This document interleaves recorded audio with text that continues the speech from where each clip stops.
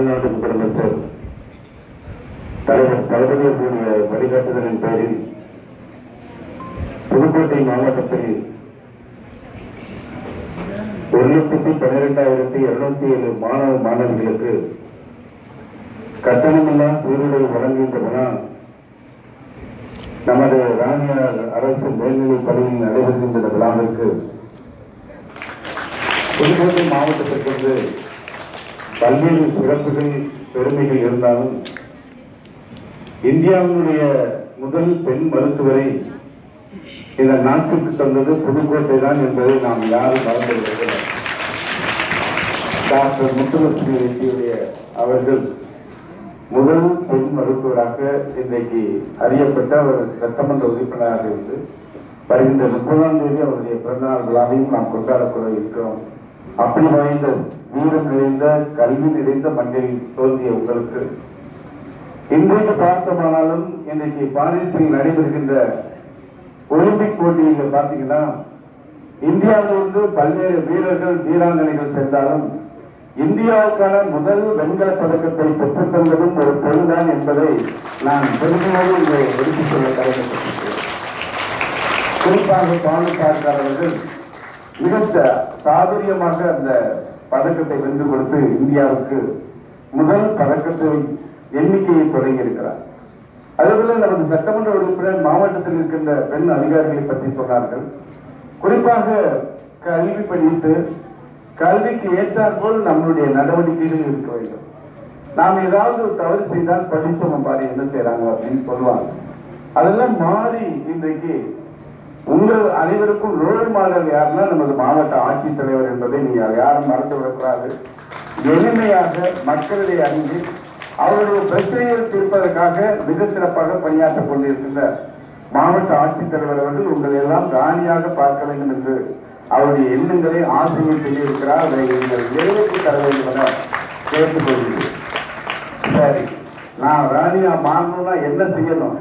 ஒன்றும் வேண்டாம், நல்லா படிக்கணும். கல்வி நீங்க எல்லாம் படிச்சு போட்டித் தேர்வில் எழுதி மிக முக்கியமான அரசு உயர் பதவிகளுக்கு வருகின்ற பொழுது அந்த அரசு உயர் பதவியில் நீங்கள் அமர்கின்ற பொழுது நீங்கள் உங்களுக்கான மதிப்பும் மரியாதையும் உயர். அது மட்டுமல்ல, இந்த சமுதாயம் உங்களை கையெழுத்து வணங்கும். கையெழுத்து வணங்குவதோடு மட்டுமல்ல, உறவினர்கள் உங்களை மதிப்பார்கள்.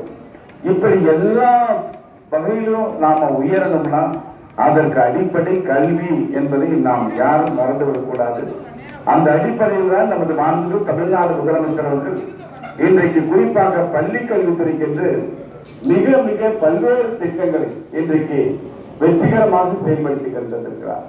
இந்த ஆண்டு மட்டும் பள்ளி கல்வித்துறைக்கு அதிக நிதி ஒதுக்கியது எந்த துறைக்கு என்று பார்த்தால் பள்ளி கல்வித்துறைக்கு தான் நமது மாண்பு தமிழ்நாடு முதலமைச்சர் அவர்கள் 44,000 கோடி ரூபாய் ஒதுக்கீடு செய்திருக்கிறார் என்பதை நாம் மகிழ்ச்சியோடு தெரிவித்துக் கொள்கின்றேன். இப்படி அரசுடைய திட்டங்களை நிறைவேற்றி தருகின்ற இந்த துறையினுடைய அமைச்சராக மாண்புமிகு அருமையான அன்பில் மகேஷ் பொய்யாமொழி அவர்கள் தினந்தோறும் தமிழ்நாட்டில் இருக்கின்ற அரசு பள்ளி மாணவ செல்வங்களுடைய வளர்ச்சிக்காக பல்வேறு திட்டங்களை நிறைவேற்றி தந்திருக்கிறார். அரசு பள்ளி என்பது வறுமையின் அடையாளம் அல்ல, பெருமையின் அடையாளம் என்று உங்களுக்கு மிகப்பெரிய அங்கீகாரத்தை ஏற்படுத்தி தந்தவர் நமது மாநில பள்ளி கல்வித்துறை அமைச்சர். நாளை தினம் புதுக்கோட்டைக்கு அவர் புத்தக திருவிழாவுக்கு வருகை தர இருக்கிறார்கள். நீங்க இருக்கின்ற அத்தனை பேரும் வாய்ப்பு கிடைக்கின்ற பொழுது தலைமை ஆசிரியர் அனுமதியோடு அந்த புத்தக திருவிழாவை ஒரு புத்தகத்தில் இருக்கிற இடத்தை போய் பார்த்து விட்டு வாருங்கள். இயல்பாகவே உங்களுக்கான படிப்பதற்கான எண்ணங்கள் உங்களுக்கு வரும் என்பதை நான் தெரிவித்துக்கிறேன். 2000 வருஷத்துக்கு முன்னாடியே வள்ளுவர் சொல்லியிருக்கிறார், எண்ணி துணிக கருமம் துணிந்தவன் எண்ணுவோம் என்பது இருக்கு. இதனுடைய பொருள் என்னன்னா, நாம ஒரு செயலை செய்யறோம் அப்படின்னு முடிவெடுத்துட்டா பின்வாங்க கூடாது. நீங்க எல்லாம் என்ன முடிவு எடுக்கணும்? நான் படிக்கணும் அப்படிங்கிற முடிவுல நீங்க எல்லாம் வந்திருக்கீங்க. அந்த எண்ணத்தை வெற்றி பெறுகின்ற வகையில் மற்ற எந்த விஷயத்திலும் நம்ம கவனம் சிதறி இல்லாமல் மிக கடுமையாக போராடி படித்து இந்த போட்டி நிறைந்த உலகில் நீங்கள் சாதனையாளராக மாற வேண்டும் என நான் உங்களை அனைவரையும் அன்போடு கேட்டுக்கொள்கிறேன். நமது பள்ளியுடைய தலைமை ஆசிரியர் இந்த பள்ளிக்கு ஏதாவது செய்யுங்கள் என்று சொன்னார்கள். மாவட்ட ஆட்சித்தலைவரிடத்தில் கண்டிப்பாக இந்த பள்ளிக்கு தேவையானவற்றை நிறைவேற்றி தருவோம். எனது துறையின் கீழ் தமிழ்நாட்டில் இருக்கின்ற அரசு மேல்நிலைப் பள்ளிகளை பசுமை பள்ளியாக மாற்ற வேண்டும் என்று கடந்த ஆண்டு 25 பள்ளிகள், இந்த ஆண்டு ஒரு 75 பள்ளிகள், வருகின்ற ஆண்டு 100 பள்ளிகள் என்று அந்த 20 லட்சம் ரூபாயில பசுமை பள்ளிகள் நிறைவேற்றுகிற திட்டத்தை நமது முதல் ஆண்டிலே ராணியார் அரசு மேல்நிலைப் பள்ளிக்கு ஒதுக்கீடு செய்து நிதியும் ஒதுக்கீடு செய்யப்பட்டது.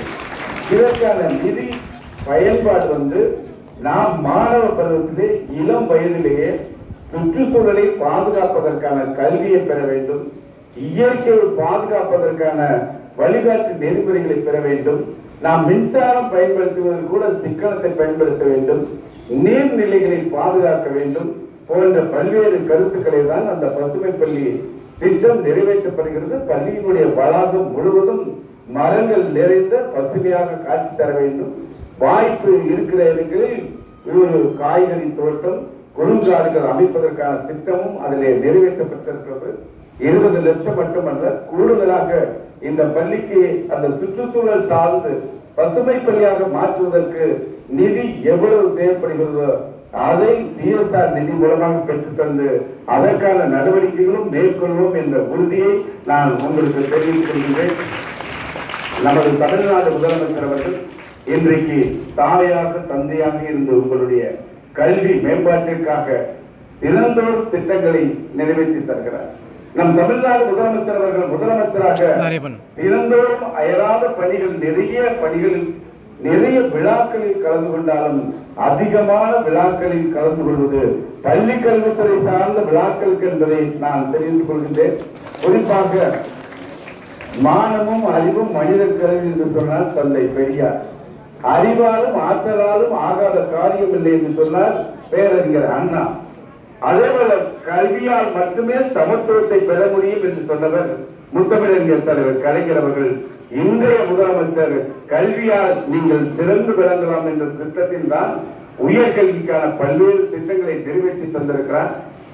பெண்கள் உயர்கல்வி படிப்பதற்காக புதுமை பெண் திட்டத்தின் மூலமாக ரூபாய் 1000 வழங்குகின்ற மகத்தான திட்டத்தின் மூலமாக இன்றைக்கு பெண்களுடைய அந்த உயர்கல்வி படிக்கின்ற சதவீதம் உயர்ந்திருக்கிறது. வருகாண்டு மாணவர்களுக்கும் தமிழ் புதல்வன் திட்டம் என்ற திட்டத்தை நிறைவேற்றி தொடங்கி இருக்கிறார் என்று சொன்னால் முதலமைச்சர் எவ்வளவு கவனமாக இந்த கல்வி மேம்பாட்டிற்காக திட்டங்களை நிறைவேற்றி தருகிறார் என்பதை நான் உங்களுக்கு தெரிவித்துக் கொள்கிறேன். குறிப்பாக நான் அண்மையில் பல்வேறு வட மாநிலங்களுக்கு பயணித்திருக்கிறேன். உங்கள் எப்படி தடுக்கி விழுந்தால் ஒரு பள்ளி, பக்கத்திலே ஒரு கல்லூரி, இப்படி இந்தியாவில் வேற எந்த மாநிலத்திலும் கிடையாது. தமிழ்நாட்டில் மட்டும்தான் அது சாத்தியப்பட்டிருக்கிறது. அதற்கு முக்கிய காரணம் கர்மவீரர் ஐயா காமராஜர் அவர்கள் பள்ளி கல்வியை உருவாக்கி தந்தார். முத்தமிழறிஞர் தலைவர் கலைஞர் அவர்கள் உயர்கல்வி மட்டுமல்ல கல்லூரி கல்வியை உருவாக்கி தந்தார். மாவட்டந்தோறும் மருத்துவக் கல்லூரி என்ற திட்டத்தையும் செயல்படுத்தி காட்டியவர் முத்தமிழறிஞர் தலைவர் கலைஞர் அவர்கள்.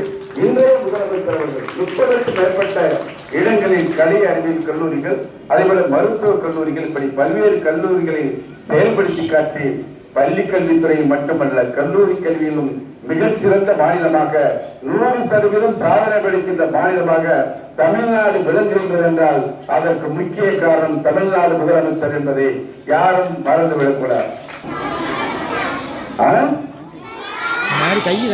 பள்ளி கல்வித்துறை அமைச்சர் பேர் என்ன? இங்க அவரை பார்த்திருக்கீங்களா? காலம் நேரம் கிடைக்கிறப்ப இந்த பள்ளிக்கு அவரை அழைத்து வருகிறோம் என்று சொல்லி உங்கள் அனைவருக்கும் நன்றி கூறுகிறேன். முன்னாடி வாங்க, இல்லை பின்னாடி வாங்க. ஏன் அந்த அநியாயம் பண்றீங்க?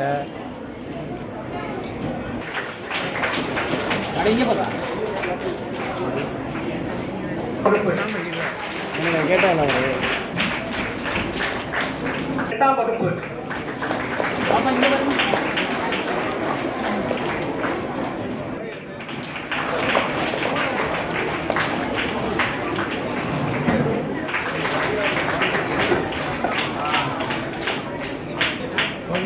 பள்ளி ஆண்கள் கே பரணிதரன் 2ஆம் வகுப்பு. இந்த போன பிள்ளைகள் அப்படியே வரது 10 பேர் செட் பண்ணி பின்னாடி ஆரஞ்சு சார். கவிதரன் 5ஆம் வகுப்பு.